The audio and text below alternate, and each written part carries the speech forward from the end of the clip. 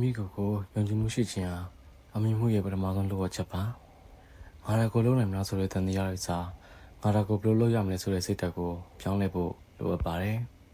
နံပါတ်1အသေးအဖွဲလေးတွေကနေစတင်ပါဒီနေ့တာအတွက်တင်းငယ်တဲ့ပန်းတိုင်လေးတွေချမှတ်ပါဥပမာမနေ့ရထားရင်အေးရတင်တာမျိုး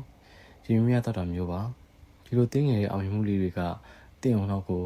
ငါဒါကိုလုံးနိုင်တာပဲဆိုတဲ့ချက်ပြမှုကိုပေးပါတယ်နံပါတ်2ကိုအပိစကားပြောပါငါဒါကိုဘလို့နိုင်ဘူးလို့ပြောမယ်စားငါအကောင်းဆုံးကြိုးစားကြည့်မယ်လို့ပြောင်းလဲပြောဆိုပါကိုဝေဖန်တာထက်တကယ်ကြီးတယောက်လိုကိုအပိတယ်လို့မျိုးနုနုညံ့နဲ့အပိစကားပြောပေးပါနံပါတ်3ခန္ဓာကိုယ်အနေထားကိုပြင်ဆင်ပါခုံးကိုမှတ်ထားပါခြင်းကိုဖွင့်ပြီးလက်ချပါဒီလိုခန္ဓာကိုယ်အနေထားကတင်းရဲ့စိတ်ပိုင်းဆိုင်ရာယုံကြည်မှုကိုချက်ချင်းမြင့်တင်ပေးနိုင်ပါတယ်နံပါတ်4မားကိုတင်ခန်းလာယူပါအမားလုံးမိမာကိုကြောက်ပါနဲ့အမားဆိုတာတင်မှုရဲ့စိတ်တစ်ပိုင်းပါ